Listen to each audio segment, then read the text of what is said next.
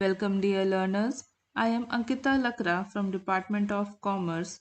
Welcome to this comprehensive lecture on economic reforms in India. Today we are going to cover the dynamic landscape of the Indian economy. We will not merely look at dates and events. Rather, we will analyze the structural shifts that transformed India from a closed, mixed economy into one of the world's fastest growing markets.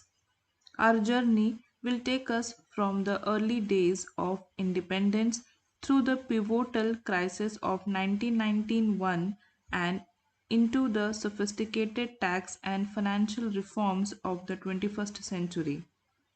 We will dissect complex mechanisms like the Goods and Services Tax and the Fiscal Responsibility and Budget Management Act. This session is designed to provide you with a deep understanding of the policy decisions that shape the economic reality of India today. Let us begin. Before we delve into the details, let us establish our roadmap for this session. By the end of this lecture, you will be able to equipped to achieve the following objectives. First, you will be able to study and articulate the evolution of economic reform in India, tracing the trajectory from the past to the present day. Second, you will understand the nuances of fiscal and expenditure reform, analyzing their impact and the challenges that persist. Third, you will understand the goals, recommendations, and the subsequent impact of the Tax Reforms Committee, which led the blueprint of modern taxation. Fourth, we will study the recent rational structure implementation and challenges of the Goods and Services Tax or GST reform in India. And finally, you will learn about the progress of financial sector reforms covering everything from banking regulation to globalization. Let us commence the first section. The early years, spanning from 1947 to 1991, to understand where we are, we must understand where we began.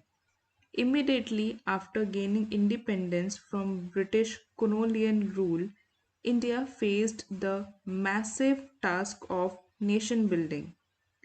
The leadership at the time adopted a mixed economic model. What does this mean? It means the economy combined elements of both socialism and capitalism, though the government played the dominant role. The primary vehicle for this development was the series of 5 year plans.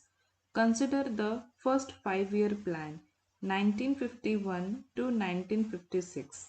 The focus here was foundational, agriculture and rural development. The government set a modest growth target of 2.1%, yet the economy achieved a growth of 3.6%. This period saw the construction of monumental infrastructure like the Bhakhra Nangal and Hirakud dams, which were essential for irrigation and power generation. Then came the second 5 year plan, 1956 to 1961. Here, the focus shifted dramatically towards heavy industry and state led development. The target was 4.5% growth, and the country achieved a respectable 4.27%.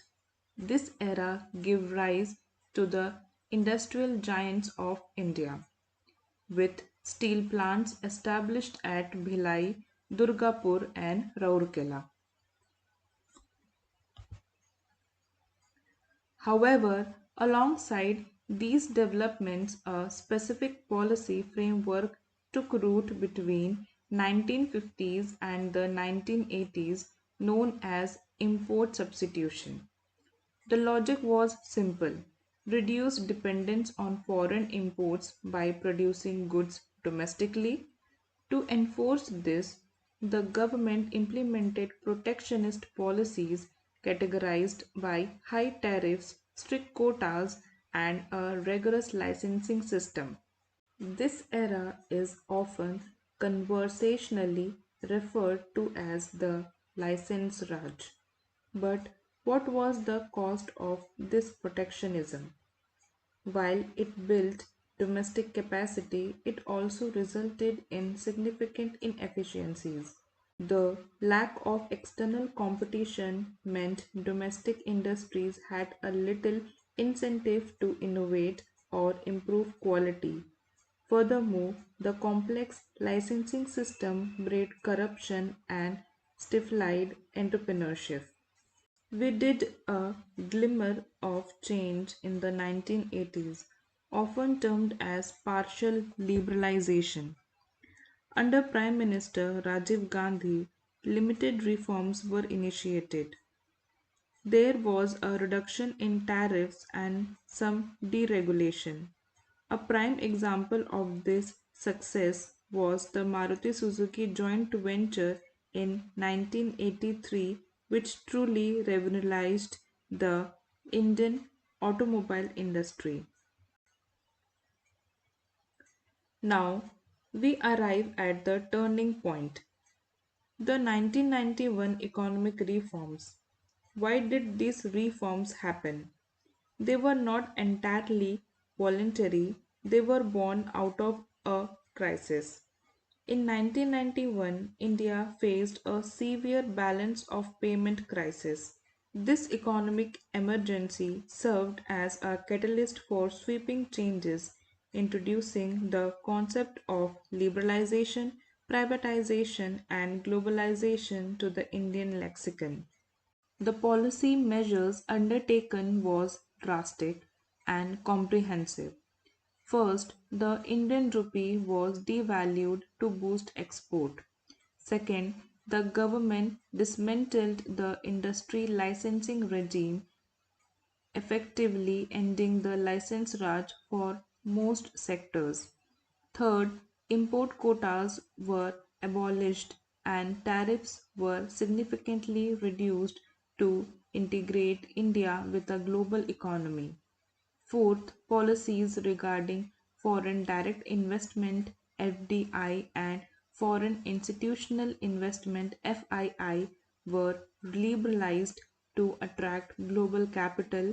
And fifth, the process of disinvestment and privatization of public sector undertakings began.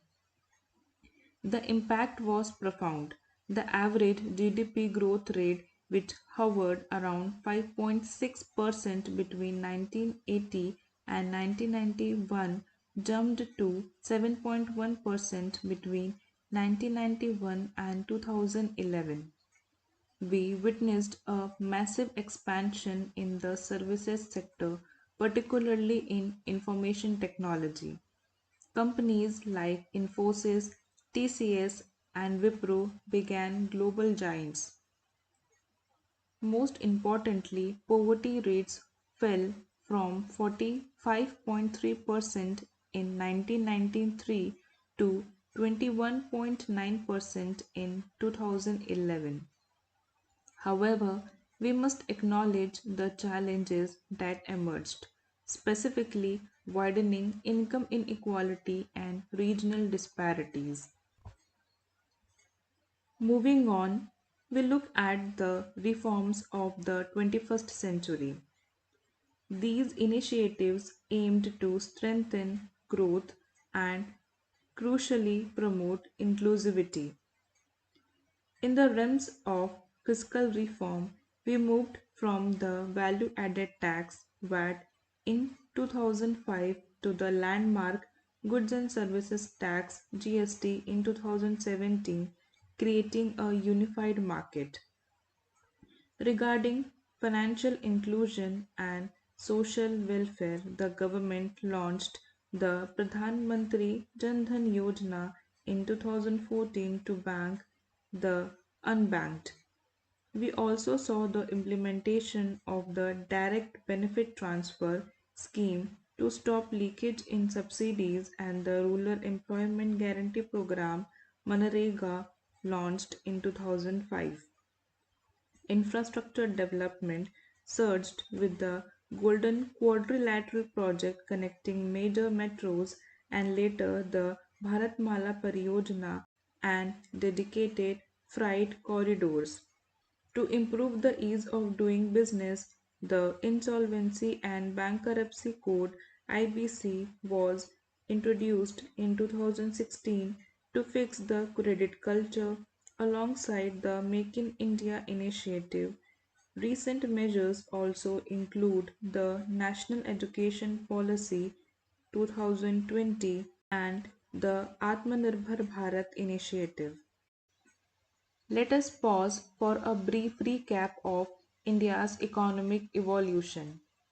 We started with a mixed economy focused on import substitution and heavy industry, which led to the restrictive license Raj.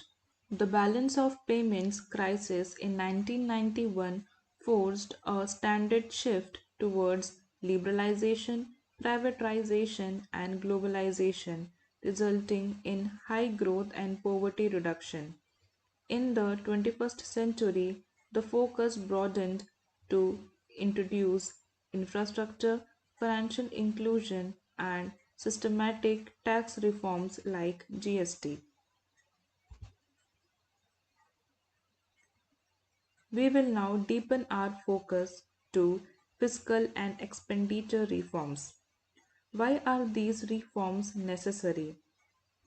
For an emerging economy like India, managing the government's checkbook is critical. India has historically struggled with high fiscal deficits, spending more than it earns, and ineffective public expenditure. The cornerstone of fiscal discipline was the Fiscal Responsibility and Budget Management Act of 2003.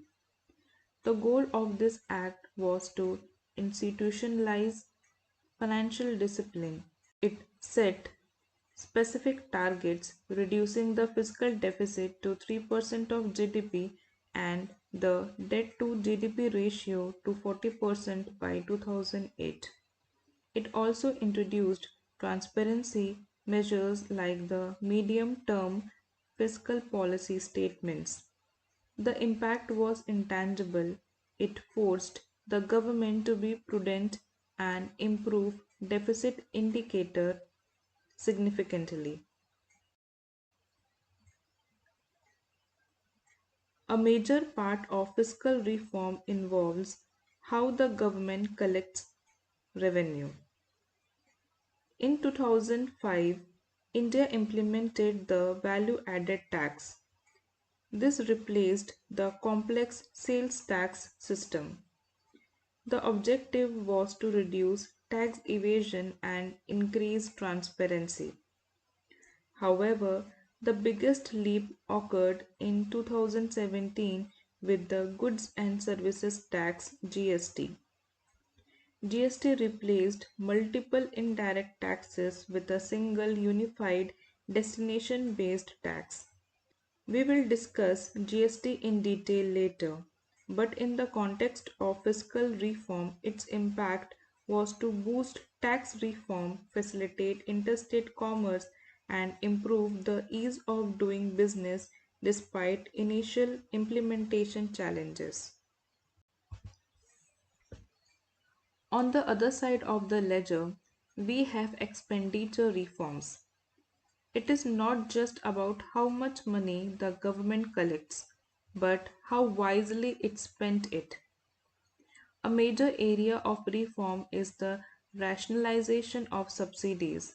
Historically, subsidies often failed to reach the intended beneficiaries due to corruption and leakages. The solution?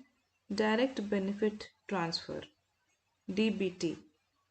This scheme transfers subsidy money directly into the bank account of the beneficiaries. This has significantly reduced corruption. We also saw reforms in public expenditure management. In 2005, outcome budgeting was introduced. This shifted the focus from how much money was spent to what was actually achieved.